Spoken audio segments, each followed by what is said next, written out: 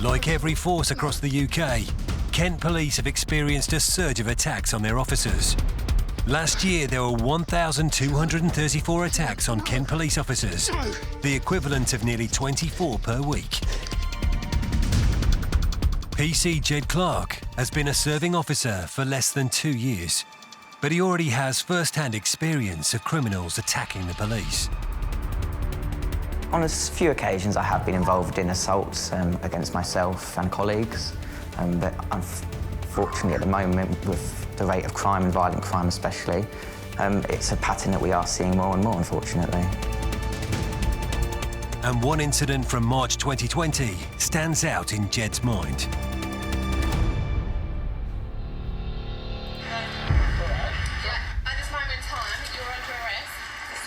So this is the point where we've arrested him, got hands onto him. There's a panic button bush here.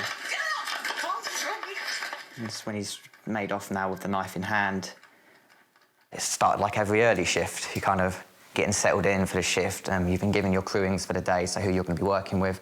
On this occasion, I was with Selena, my friend, and we were just nattering away in the briefing when we were given a really immediate call to exit the briefing early.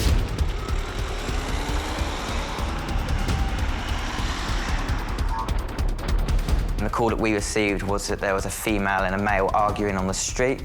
It was just outside the town centre of Ashford, along one of the main roads. It is a very definition of a public place. There's all walks of life, there's commuters, there's children, there's people going early morning shopping, there's people going for walks. Our main priority straight away is public safety. At this stage, again, we don't know exactly what's gone on.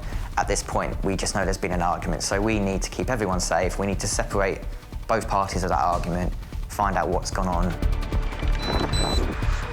Has he done anything? So we arrived on scene to be greeted by a member of the public who stated that there was a male being arguing with a female. He pointed out the male to me. He's probably around about 30 metres ahead of me at this point. Instinctively, went to get his attention to call him over. We had to sort of jog after him a little bit because he wasn't stopping. We need to be careful on how he reacts to us.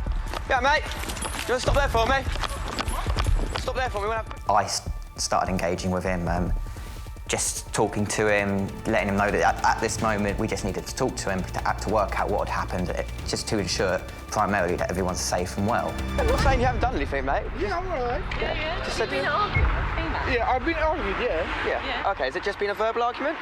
Yeah, I just argued with her. OK, all right. What's your name, mate? What's your name? We just got to take a few details. You're not nicked or anything. Come on. We're just talking to you, mate. What's your name, fella? He was very kind of up there straight away, but one part of the main job of policing is knowing how to talk to people. Once you can talk to someone, you can bring them down to a lower level without needing to resort to any force. I'm a real man, that's why when I get hurt on here, Yeah. I tell the truth. Yeah, exactly. You've told us that. While me and my colleague were speaking to the offender at this stage, the victim came up behind us and alleged that he had her phone.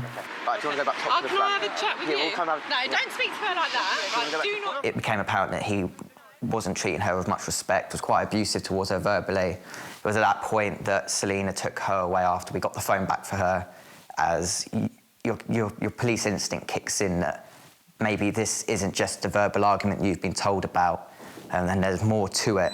Excuse me? I remained with the male. He was a very kind of trying to come across masculine, the man kind of telling me, oh, I'm a real man, I can do what I want. Are you men? You are a man? I'm a man. Yep. And I could straight away tell that that was his mindset, was he was the boss and it was his way or the highway, and that she had no power in this relationship. It was very clear that he was the controlling person there. Where are you what's your plans now? I know, did you give my colleague your date of birth? I was just talking to him, keeping him calm. But again, at this stage, nothing to indicate to me that there's a risk. Shortly after, my colleague came back and kind of gave me the nod, and as soon as she gave me the nod, I knew he was going to be arrested for something. At this stage, I didn't know what. He was arrested for stalking and harassment. Like, at this moment in time, you're under arrest for stalking. You do not have to say anything that may harm. Get off. He was just being a bit resistive to us. kind of not giving us his arms, kind of kicking off, saying, "Oh, what? No, this doesn't need to happen." Stalking. No, You what do not the understand hell is this. this? No, They have what to- the- We both closed on him, one on each shoulder, got hands onto him. Again, not expecting any resistance at this moment, maybe just a bit of a lock-up. But at that point, when he locked up, we put him to the wall, just so we had a bit more control over him and he wasn't a risk to the public. Excuse me, you didn't even need a doctor. No, don't touch. Get that knife! No.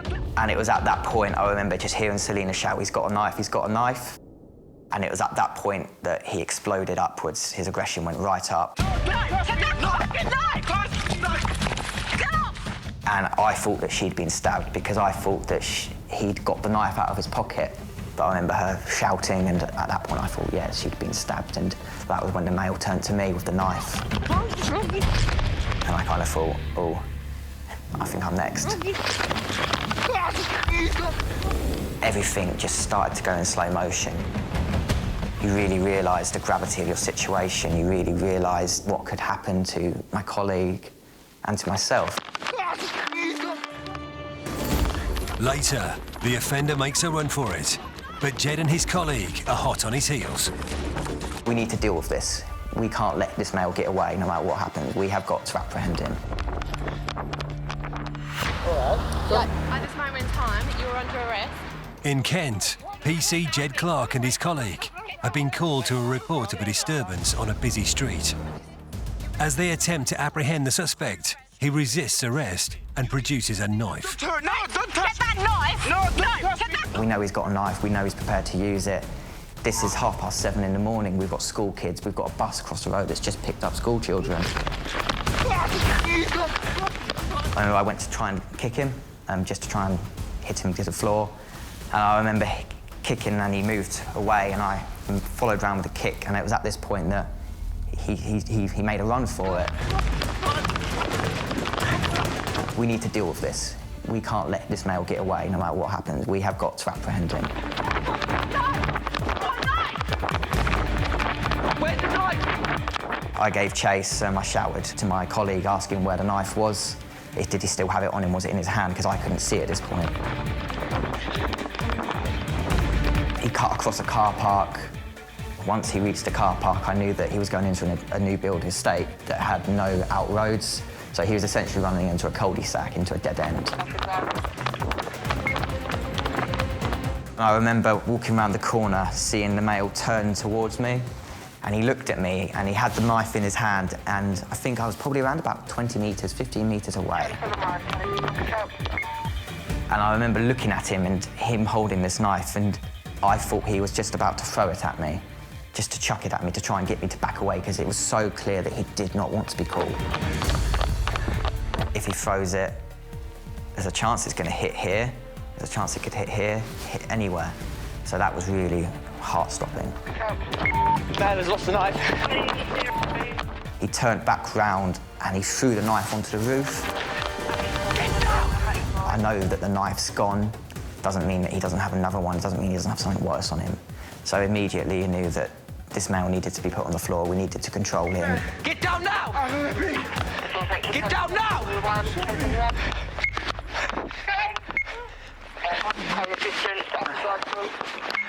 I'm seriously.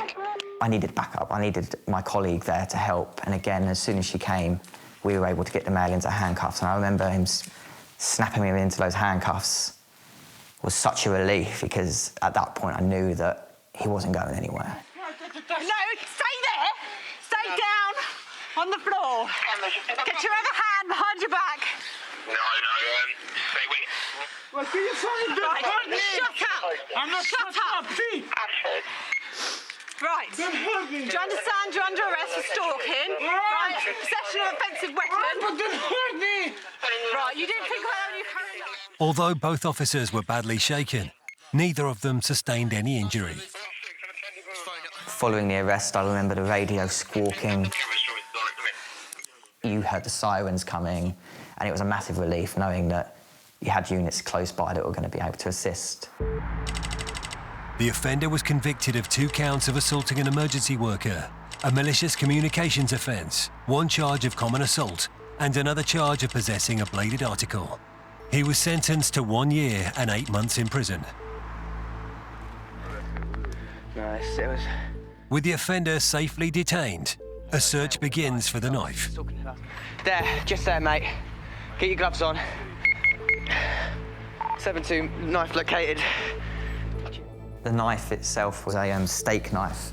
It was quite sharp, serrated. It was about 5 inches long. The scariest part of it was how concealable it was.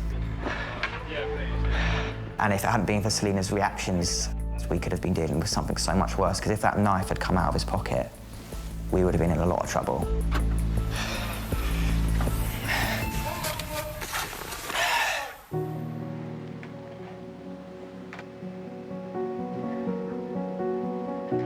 There is a moment here when that I went to kick, but I missed. So we've now got the male making off.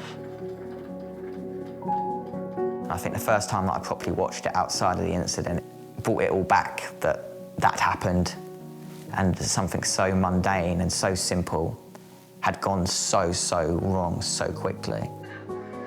It was at this point that I came around the corner and he's facing me with the knife. You hear these stories coming from other officers, but you don't expect it to happen to you at such an early point in your service. Jed is determined to use this experience positively and to further his career in the police. You're always chasing perfection in this job. There's always room for development. That's something that I've always taken on board and that I've always wanted to develop and become the best police officer possible. And this has been an experience where I've really felt that I can develop from it. Violent crime is becoming more apparent in every element of criminality, and it's something that is so sobering and that we are so aware of. And you don't want any of your colleagues to go home hurt or not go home. You want them to be able to go home to their family, their children, their parents, and be able to give them a hug and just say that everything's okay.